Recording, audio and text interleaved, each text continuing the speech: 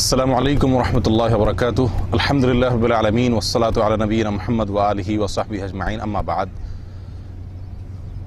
সম্মানিত ভাই বন্ধুগণ, আজ আপনাদের সঙ্গে নবী সাল্লাল্লাহু আলাইহি সাল্লামের জুতা পরিধান সংক্রান্ত দুটি আদর্শ সম্পর্কে আলোচনা করব। নবী করিম সাল্লাল্লাহু আলাইহি ওয়াসাল্লাম আমাদেরকে সব কাজ শিখিয়েছেন। প্রত্যেকটি কাজ সম্পর্কে তার সুস্পষ্ট দিক নির্দেশনা রয়েছে মুসলিমদের জন্য। তার ভেতরে জুতা পরিধান করার মতো একটি বিষয়, যেটিকে আমরা হয়তো অনেক ক্ষুদ্র বা ছোট বিষয় মনে করি, এ সম্পর্কে নবী সাল্লাল্লাহু আলাইহি সাল্লামের সুস্পষ্ট অনেকগুলো নির্দেশনা আছে। যার ভেতরে একটি হলো, তিনি মাঝে মধ্যে খালি পায়ে চলাচল করার জন্য, খালি পায়ে হাঁটার জন্য পরামর্শ দিতেন, নির্দেশ করতেন। এক সাহাবী এরশাদ বর্ণনা করেন, কানা ইয়ামুরুনা নবী সাল্লাল্লাহু আলাইহি সাল্লাম আন নাহতাফিয়া আহইয়ানান। নবী সাল্লাল্লাহু আলাইহি সাল্লাম আমাদেরকে কখনো কখনো খালি পায়ে হাঁটার জন্য নির্দেশ করতেন। আজ বিজ্ঞানের উন্নতির এই যুগে আমরা সকলেই কমবেশ জানি যে খালি পায়ে হাঁটার বহুবিধ উপকারিতা রয়ে গেছে স্বাস্থ্যগত। অতএব হয়তোবা আমরা অনেকেই খালি পায়ে হাঁটিও, কিন্তু নবী সাল্লাল্লাহু আলাইহি সাল্লামের এই সুন্নতটিকে পালন করার উদ্দেশ্যে, তার এই নির্দেশকে মাথায় রেখে যদি আমরা কাজটি করি, সেক্ষেত্রে এই কাজটি আমার ইবাদত হয়ে যাবে, সেই সাথে আমার স্বাস্থ্যের উপকারিতা তো অবশ্যই হবে। আবার অনেকেই আছি যারা হয়তো কখনোই খালি পায়ে হাঁটার সুযোগ সময় আমাদের হয় না, কিন্তু নবী সাল্লাল্লাহু আলাইহি সাল্লামের নির্দেশকে মাথায় রেখে আসুন মাঝে মধ্যে আমরা খালি পায়ে চলাচল করি, উভয় পায়ের জুতা খুলে আমরা হাঁটার অভ্যাস মাঝে মধ্যে অন্তত করি।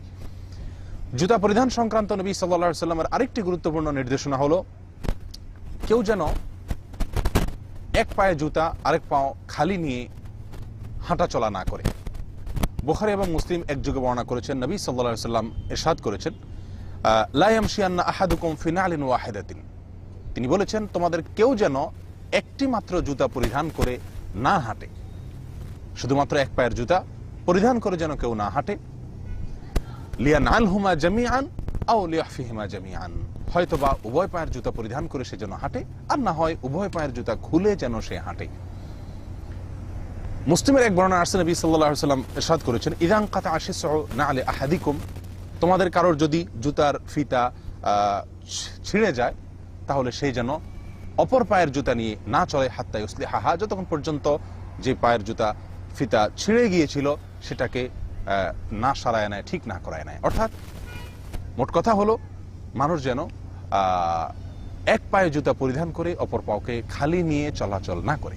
প্রিয় বন্ধুগণ, নবী সাল্লাল্লাহু আলাইহি সাল্লামের নির্দেশের রহস্য অন্য একটি বর্ণনা বর্ণিত হয়েছে। তিনি ইরশাদ করেছেন যে শয়তান এক পায়ে জুতা পরিধান করে হাঁটা চলা করে, অতএব তোমরা এক পায়ে জুতা পরিধান করে হাঁটা চলা করবে না।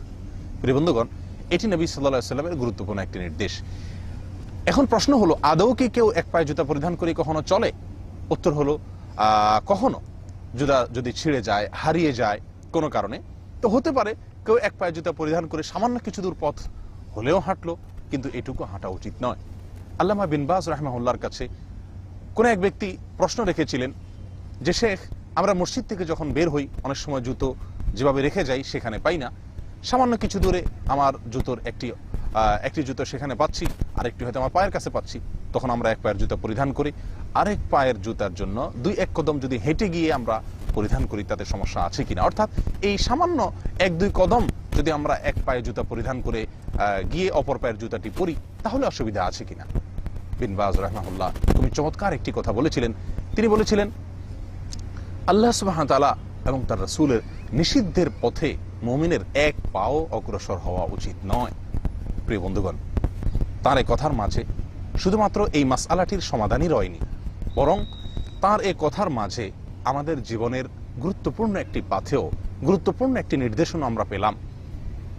প্রিয় বন্ধুগণ, অতএব মসজিদ থেকে বের হওয়ার সময় আমরা যারা জুতো একটা এক জায়গায়, আরেকটি হয়তো সামান্য দূরেই, দুই এক কদম পায়ে হেঁটে গেলে আমি আরেকটা কি পাবো, তাহলে এমন অবস্থায় হয় জুতাটিকে ধরে নিয়ে ওই জুতার সাথে রেখে একসঙ্গে উভয় পায়ের জুতা আমরা পরিধান করে হাঁটবো, আর না হয় পাও দিয়ে ঠেলে ওইটাকে অন্য জুতাটির কাছে নিয়ে তারপরে পরিধান করে উভয় পায়ে তারপর আমরা হাঁটবো।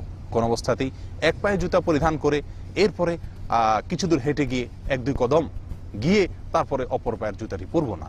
এটি নবী সাল্লাল্লাহু আলাইহি সাল্লামের নির্দেশের বরখেলাফ হয়ে যায়, হয়তো আমরা অনেক সময় খেয়ালও করি না, খেয়াল করা হয়ে ওঠে না, এবং এটি শয়তানের জুতা পরিধান করার আদর্শ, শয়তানের সঙ্গে আমাদের মিল হয়ে যায়, তার সাথে এই কাজটির সাদৃশ্য হয়ে যায়। প্রিয় বন্ধুগণ, এই জন্য আমরা নবী সাল্লাল্লাহু আলাইহি সাল্লামের এই আদর্শটির প্রতিও খুব বেশি খেয়াল করার চেষ্টা করব। বিশেষ করে মসজিদ থেকে, বাসাবাড়ি থেকে, কোনো জায়গা থেকে যদি আমরা জুতা রেখে বের হই, পাবলিক প্লেসে বিশেষ করে, সেখানে বের হওয়ার সময় এই সমস্যাগুলো হতে পারে, তখন আমরা এই বিষয়টিকে খেয়াল রাখার চেষ্টা করব। নবী সাল্লাল্লাহু আলাইহি সাল্লামের প্রত্যেকটি নির্দেশ, প্রত্যেকটি নিষেধ মান্য করার মাঝে বহুবিধ উপকারিতা আল্লাহ সুবহানাহু ওয়া তাআলা রেখেছেন। আল্লাহ তাআলা আমাদের সকলকে আমলের তৌফিক দান করেন। প্রিয় বন্ধুগণ, নবী সাল্লাল্লাহু আলাইহি সাল্লামের জুতা পরিধান সংক্রান্ত আরেকটি গুরুত্বপূর্ণ আদর্শ হলো ডান পায়ের জুতা আগে পরিধান করা, জুতা পরিধান করার সময়, খোলার সময় বাম পায়ের জুতা উল্টো। আমাদের আয়েশা রাদিয়াল্লাহু তাআলা আনহা ইরশাদ করেছেন, নবী সাল্লাল্লাহু আলাইহি সাল্লাম সব কাজে ডানকে পছন্দ করতেন, এমনকি তার যখন চুল আঁচড়াতেন তিনি, তখন তিনি ডান দিককে অগ্রাধিকার দিতেন। তিনি যখন জুতা পরিধান করতেন তখন তিনি ডান দিককে অগ্রাধিকার দিতেন। যখন তিনি তাহারাত বা পবিত্রতা অর্জন করতেন তখন তিনি ডান দিককে প্রাধান্য দিতেন। প্রিয় বন্ধুগণ, আসুন জুতা পরিধান করার ক্ষেত্রে নবী সাল্লাল্লাহু আলাইহি সাল্লামের তিনটি আদর্শ, এই তিনটিকে আমরা আমলে আনার চেষ্টা করি। মাঝে মধ্যে খালি পায়ে হাঁটি, এর মাঝে স্বাস্থ্যগত উপকারিতা যেমন রয়ে গেছে, নবী সাল্লাল্লাহু আলাইহি সাল্লামের সুন্নাত পালন রয়ে গেছে, এর মাঝে একজন মানুষ অনেক ক্ষেত্রে খালি পায়ে হাঁটার ফলে তার মধ্যে বিনয়ের সৃষ্টি হয়, এই গুরুত্বপূর্ণ ভালো দিকটাও এর মাঝে নিহিত রয়েছে। এক পায়ের জুতা পরিধান করে হাঁটবো না, এটি শয়তানের অভ্যাস। সেটি মসজিদ থেকে বের হওয়ার সময় হোক, অন্য কোনো সময় হোক, এক কদম হোক, দুই কদম হোক, অথবা তার চাইতে কম বা বেশি হোক, কোনো অবস্থাতেই এক পায়ের জুতা পরিধান করে হাঁটবো না। জুতা পরিধান করার সময় ডান পাও আগে আমি পড়লাম নাকি বাম পা পড়লাম, সেটা অনেক সময় আমরা খেয়াল করি না। প্রিয় বন্ধু, আসুন সেদিকটাকে খেয়াল করি। নবী সাল্লাল্লাহু আলাইহি সাল্লামের এক একটি সুন্নতের মূল্য পৃথিবীর কোনো কিছু দিয়ে আমরা এরকমভাবে ঠিক করতে পারবো না, নির্ধারণ করতে পারবো না। অতএব আসুন আমরা সবসময় এই তিনটি সুন্নতকে পালন করার চেষ্টা করি। আল্লাহ সুবহানাহু ওয়া তাআলা আমাদেরকে সেই তৌফিক দান করুন, আমরা যেন জুতা সংক্রান্ত নবী সাল্লাল্লাহু আলাইহি সাল্লামের এই আদর্শগুলো আমরা আমল করতে পারি। আরেকটি আদর্শ জুতা সংক্রান্ত আছে নবী সাল্লাল্লাহু আলাইহি সাল্লামের, সেটি হলো যে জুতা বসে পরিধান করতে হয়, যে জুতা পরিধান করতে হাতের সাহায্য লাগে, সেটা যেন দাঁড়িয়ে পরা না হয়, কারণ তাতে রিস্ক থাকে, অনেক সময় পড়ে যাওয়ার শঙ্কা থাকে। এই জন্য নবী সাল্লাল্লাহু আলাইহি সাল্লাম নিষেধ করেছেন। অতএব সেরকম জুতা যদি হয় সেগুলোকে অবশ্যই বসে পরিধান করার চেষ্টা করি। আমি আবারও সামারি বলে দিচ্ছি, জুতা সংক্রান্ত নবী সাল্লাল্লাহু আলাইহি সাল্লামের গুরুত্বপূর্ণ চারটি আদর্শের 1 নম্বর হলো মাঝে মধ্যে খালি পায়ে হাঁটার নির্দেশ তিনি করেছেন। 2 নম্বর, এক পায়ে জুতো পরে আরেক পা খালি রেখে সামান্য পথ আমরা হাঁটবো না, চলবো না। নাম্বার 3, সবসময় জুতো পরিধান করার সময় ডান পাও আমার আগে প্রবেশ করছে কিনা সেটা দিকে খেয়াল রাখবো, লক্ষ্য করব, একটি সুন্নাতের উপর আমল হয়ে যাবে। 4 নম্বর হলো যে জুতো পরিধান করতে হাতের সাহায্য নেওয়ার প্রয়োজন হয়, সে জুতো কোনো অবস্থাতেই আমরা দাঁড়িয়ে পরিধান করব না, বরং বসে ওই জুতো আমরা পরিধান করব। আল্লাহ তাআলা আমাদেরকে আমলের তৌফিক দান করুন। ওয়া আখিরু দাওয়ানা আলহামদুলিল্লাহি রাব্বিল আলামিন। আসসালামু আলাইকুম ওয়া রাহমাতুল্লাহি ওয়া বারাকাতুহু।